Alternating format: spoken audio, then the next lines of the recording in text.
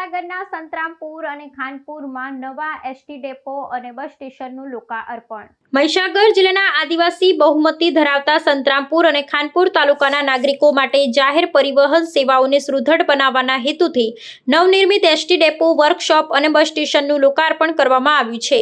રાજ્યના આદિજાતિ વિકાસ, પ્રાથમિક, માધ્યમિક અને પ્રૌઢ શિક્ષણ મંત્રી ડોક્ટર કુબેરભાઈ ડિંડોના હસ્તે આ સુવિધાઓને જનતા માટે ખુલ્લી મૂકવામાં આવી હતી। આ કાર્યક્રમમાં સ્થાનિક પદાધિકારીઓ, અધિકારીઓ અને મોટી સંખ્યામાં ગ્રામજનો ઉપસ્થિત રહ્યા હતા।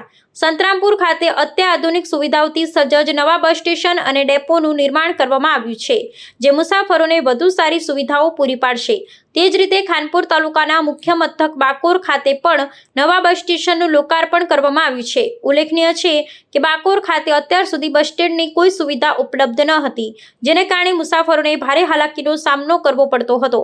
આ નવી સુવિધાથી સ્થાનિક નાગરિકો મોટી રાહત મળશે। આ લોકાર્પણ પ્રસંગે મંત્રી ડોક્ટર કુબેર ડિંડોરે જણાવ્યું હતું કે રાજ્ય સરકાર અંતરિયાળ અને આદિવાસી વિસ્તારોમાં પણ શહેરી કક્ષાની સુવિધાઓ પૂરી પાડવા માટે કટિબદ્ધ છે। આ નવા બસ સ્ટેશનો અને ડેપોના નિર્માણથી માત્ર મુસાફરી સુવિધામાં જ સુધારો નહીં થાય, પરંતુ આ વિસ્તારના આર્થિક અને સામાજિક વિકાસને પણ નવી ગતિ મળશે। તેમણે ઉમેર્યું કે રાજ્ય પરિવહન નિગમ દ્વારા આદિવાસી વિસ્તારોમાં બસ સેવાનો વ્યાપ વધારવા માટે પણ પ્રયાસો કરવામાં આવી રહ્યા છે।